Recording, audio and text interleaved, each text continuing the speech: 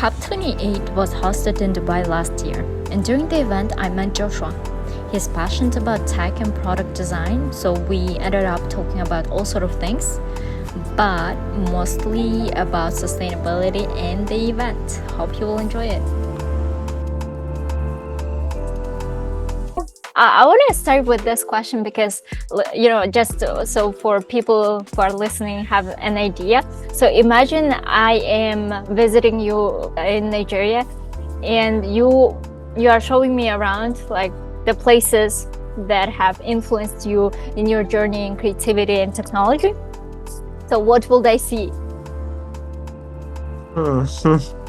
Yeah, that's a very interesting question. I'll probably take you to where I grew up.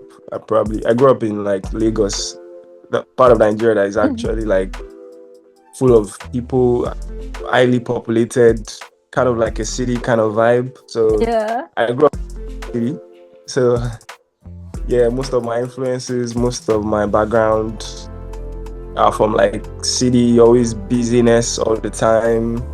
Not really a serene kind of setting, but it's a very lively kind of setting. So a lot of things happening. It's cool. Also, what is the population of Nigeria, or specific the city you are living? Oh yeah. No, I don't actually know the exact. Okay, but approximately. But approximately, I would say about 20 million. 20 million? Oh, that's a lot. Yeah. Yeah. That's a huge number.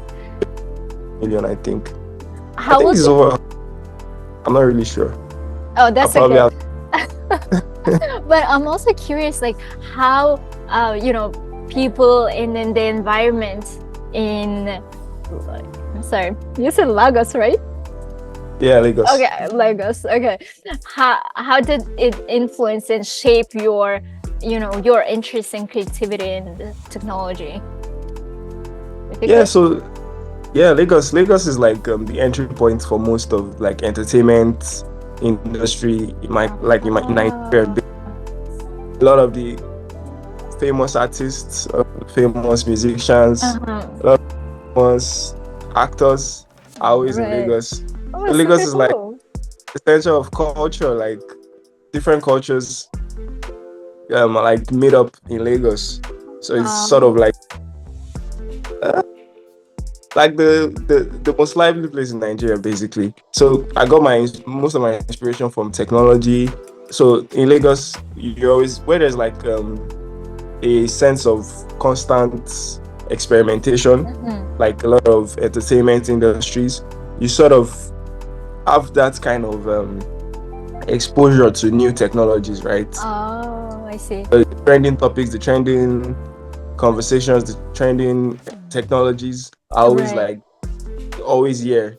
So I was just Also, sort of curious. this is super cool because like I met you at COP28, right? And then you showed me your augmented reality application. So basically I would open the door and I would see a room full of plastics.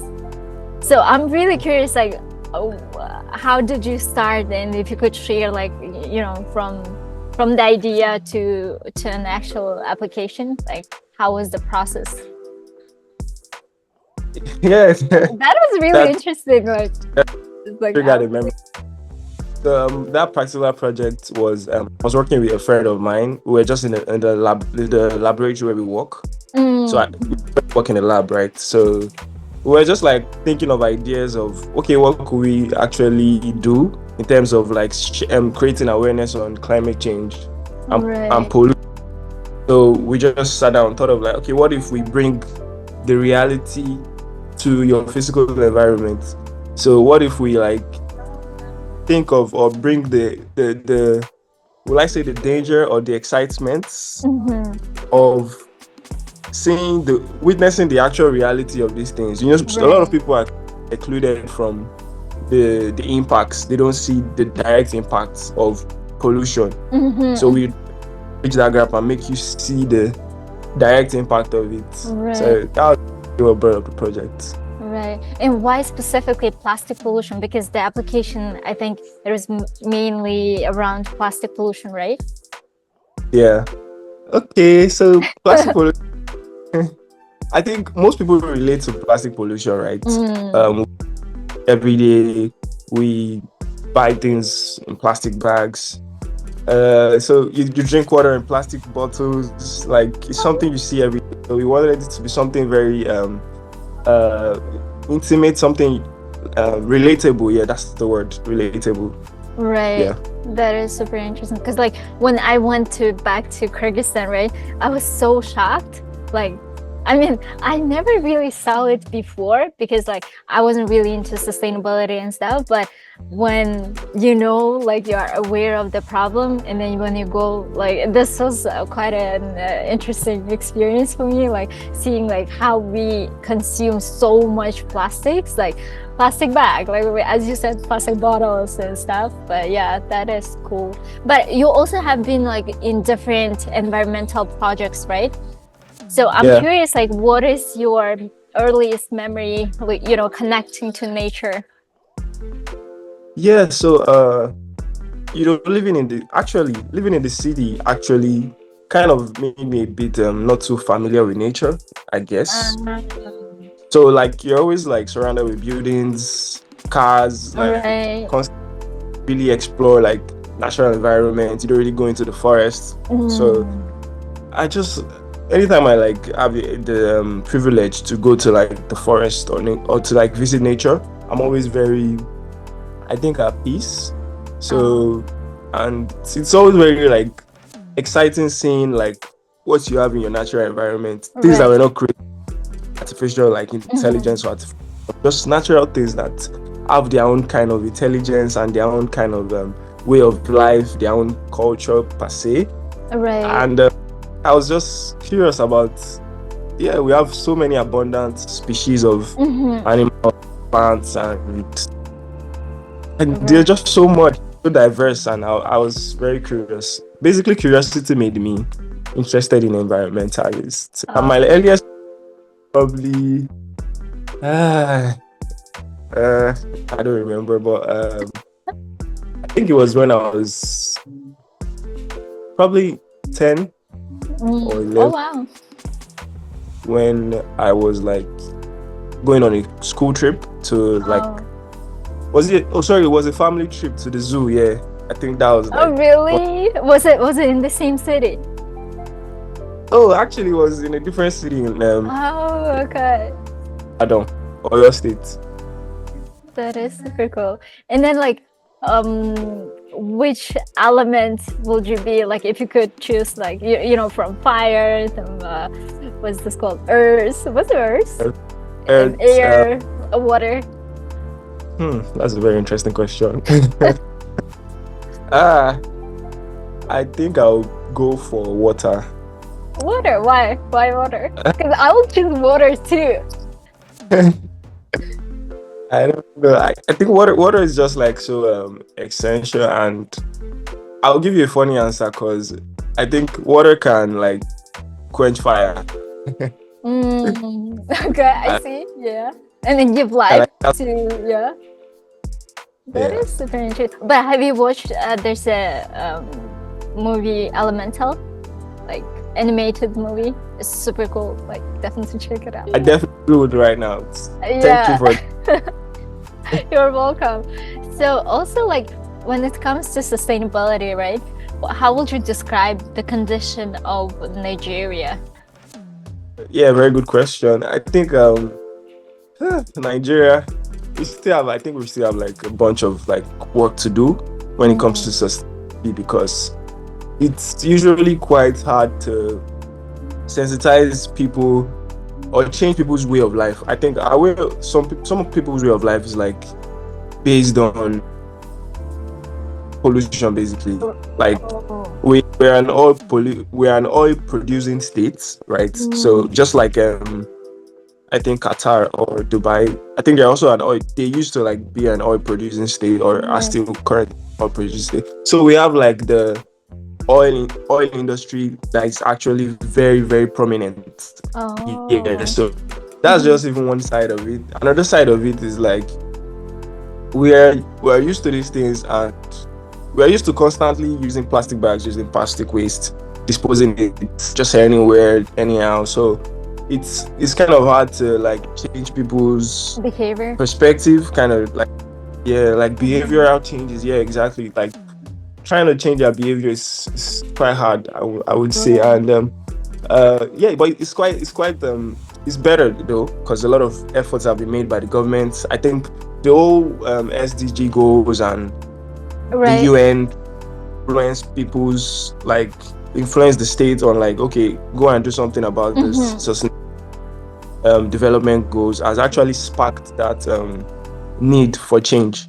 So I think we're a long way from there. But I think we've made a lot of progress too, coming from where we were before. Yeah. I'm also curious about like any exciting ideas you have like regarding of, creating awareness or educating people when it comes to sustainability and climate change. Because I think it's a very important topic, like specifically like when I see from the perspective of B2C, like B2B, because in Dubai I feel like there's so many things going on like for B2B, but when B2C is not quite like, it's quite hard. I think B2B is going pretty well for now. Yeah. Oh, okay. Cool, that's cool. I think in my own perspective, or one interesting project I would like to work on is probably a couple. I was thinking of working on a VR. COP29? Like a virtual reality documentary where you take someone into a virtual environment and they're like participating in a story-like engagement on sustainability, environmental. Would you say it's like Pollution Pots, the installation we did for COP28 is something like this, but on a virtual reality, right? I think it's cool. I think it's super cool. Yeah. Oh wow. Wow. Yeah. So also like within the sustainability field, but you went to COP28 last year, right? So reflecting on this event, what do you think, like what are the significant insights or takeaways? Very interesting question. I have a lot of political insights. Yeah. I'm not actually a very political person. I don't really like to partake in politics that much, but like seeing the politics in a global stage, right, really opened my eyes, because I'm going to COP, you're seeing everyone come together, both is it the East we call it, or I'm trying to find the word. The global North, right, and the global South. Right. Yeah. When it comes to who actually creates most of this pollution, it's the global North. Right. Yeah, but now we all want the world, both the global North and the global South, to work on these things equally. That I don't think should be the case. And in COP, we were actually like, I personally was seeing a lot of conversations about that, on who exactly should pay the most when it comes to the emissions, and like who exactly is causing the problem. Obviously, I will go for the global South should pay more than the global North should pay more than the global, when it comes to the cases of reparations and like making action. But away from the politics, my insights on COP28 was like, I really enjoyed the fact that the global, like we could come together and share ideas, right? So countries who have like created like amazing technologies, created amazing solutions that could benefit other countries, right? Having a situation like COP where we could like come together and actually just share ideas. Okay, I have ideas on like what could reduce emission from my country. I could give you that kind of insights, right? So I think COP was like very good for information and idea exchange, and I see cultural, because we haven't really talked about how many cultures were in COP. That was so beautiful, right? Beautiful to me. So I'm an artistic person, but that's a conversation for another day. I had a question like, so like for someone who is planning to attend COP29, what advice would you give? I'll definitely check it out. The second question, what is your favorite thing about your culture?